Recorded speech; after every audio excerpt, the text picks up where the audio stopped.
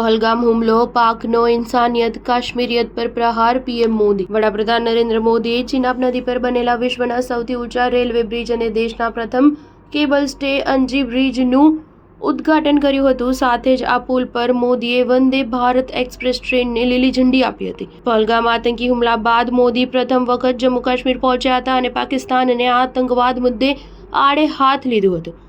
પહલગામ હુમલાનો ઉલ્લેખ કરીને તેમણે કહ્યું હતું કે પાકિસ્તાને આ હુમલો કરીને માનવતા અને કાશ્મીરિયત પર હુમલો કર્યો છે। કાશ્મીર ઘાટીની પ્રથમ ડાયરેક્ટ ટ્રેન સેવાનું ઉદ્ઘાટન કર્યા બાદ કટરામાં 42 મિનિટના પોતાના ભાષણમાં નરેન્દ્ર મોદીએ આતંકવાદ, પાકિસ્તાન અને કાશ્મીર પર્યટનનો ઉલ્લેખ કર્યો હતો।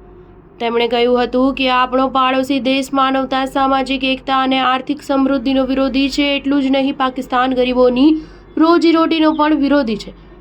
22મી એપ્રિલે જમ્મુ કાશ્મીરના પહલગામમાં થયેલો આતંકી હુમલો તેનું ઉદાહરણ છે। પાકિસ્તાન આ હુમલો કરીને ભારતમાં હિંસા ભડકાવવા અને કાશ્મીરીઓની પરસેવાની કમાણીને પાંગડી કરવા માંગતું હતું। પર્યટન ન માત્ર રોજગારી ઊભી કરે છે, સાથે જ લોકો વચ્ચે એકતા પણ લાવે છે। મોદીએ કહ્યું હતું કે જમ્મુ કાશ્મીરમાં મેં જે 46,000 કરોડ રૂપિયાના પ્રોજેક્ટનું ઉદ્ઘાટન કર્યું છે તેનાથી જમ્મુ અને કાશ્મીરના વિકાસને ગતિ મળશે।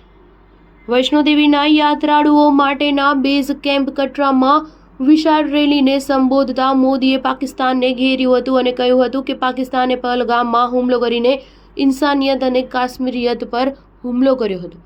આ હુમલો કરીને પાકિસ્તાન જમ્મુ કાશ્મીરના પર્યટનને ખેરવવા માંગતું હતું। પહલગામ હુમલા સમયે પર્યટકોને બચાવવા આતંકીઓ સાથે બાથ ભીડીને મોતને ભેટનાર આદિલ હુસેન શાહના હિંમતના મોદીએ વખાણ કર્યા હતા। સ્ટાર ન્યૂઝ 7 હંમેશા સચ્ચાઈની સાથ।